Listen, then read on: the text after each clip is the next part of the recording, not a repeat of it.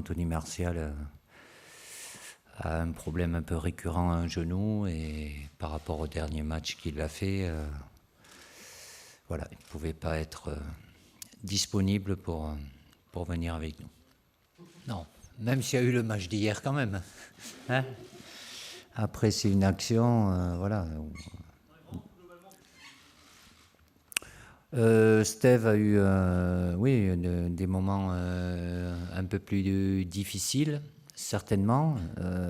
Alphonse a eu une bonne période aussi, même s'il n'a pas été concerné par les matchs, entre guillemets, les plus importants du PSG. Là, hier, c'était lui, c'était pas Buffon, donc c'est évolutif dans un sens ou dans l'autre.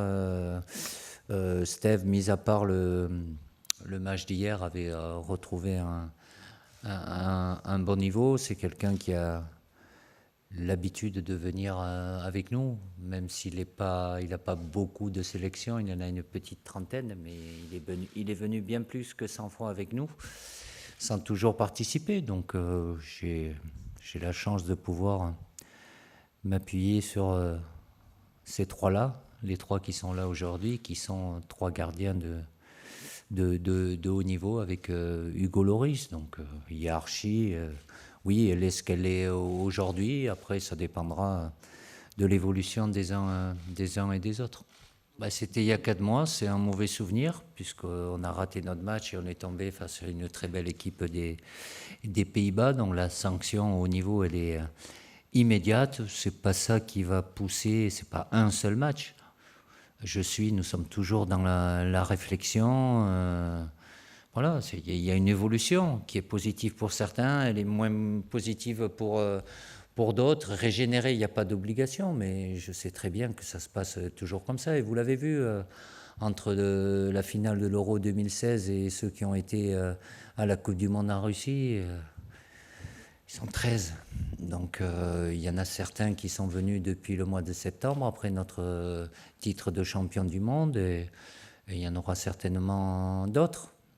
Après, qu'il y en a qui sont déjà venus, que je rappelle, oui, il y a un noyau de 30-35 joueurs, en tenant compte évidemment de la sélection Esport qui a son championnat d'Europe au mois de juin. Donc il n'y a pas de fermeture, il n'y a pas non plus ouvrir pour ouvrir. Je ne suis pas là pour donner des espoirs ou de faux espoirs non plus, sans parler, je ne parle pas de la génération espoir là, mais voilà, au-delà de ce qu'ils peuvent faire dans leur club, qui est la base, le critère de base de par leur performance, et après sentir qu'ils sont capables de faire ça au plus haut niveau. Ouais, ça c'est une analyse un peu raccourcie, trop abordable. Par expérience et en regardant l'historique des qualifications de l'équipe de France, ça n'a jamais été un chemin tranquille, donc il faut être méfiant. Il n'y a pas de match idéal. On sait très bien que ça dépendra beaucoup de nous.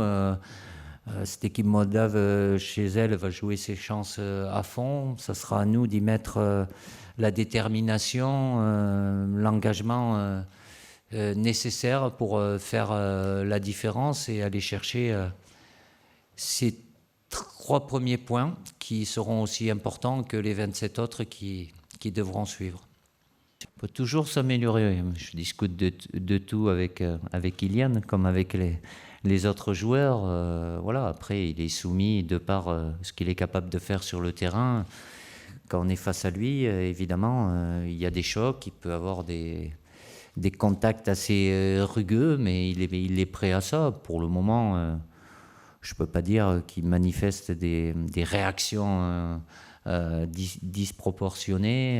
Voilà, il réagit parce que c'est jamais agréable, mais il a une bonne maîtrise de ses situations, et il le sait.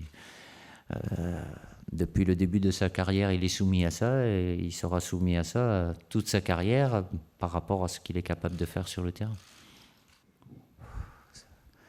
Ça sort à tort, à raison, je parle de tout avec Antoine, il est suffisamment lucide, il a suffisamment de maturité. Après, tout ce qui peut être dit, écrit, il y en a d'autres qu'on voit dans d'autres clubs l'année prochaine.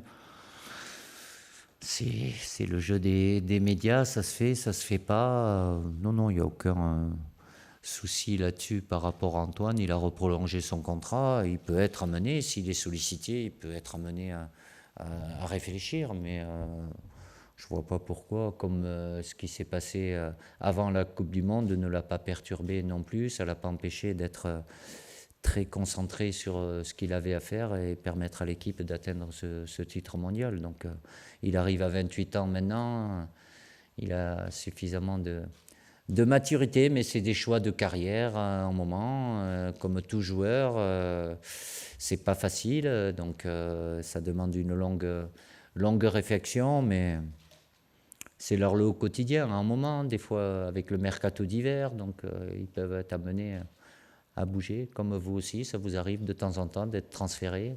Donc voilà, c'est leur pain quotidien. Oui, certainement.